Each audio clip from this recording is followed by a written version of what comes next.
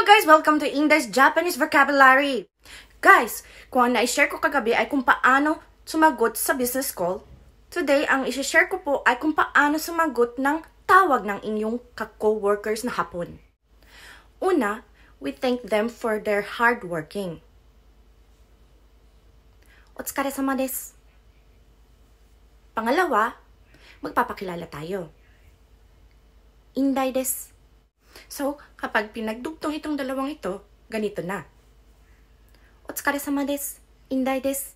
Napakasimple lang po, di ba? Nais ko pala pong humingi sa inyo ng paumanhin dahil kagabi hindi po ako nakapag-live due to my emergency work. Kaya, next week po, maybe kung wala po akong maging problema sa work ko, tuloy po tayo. Thank you for watching and please continue supporting me, follow me, share my videos for more contents. Hanggang sa muli!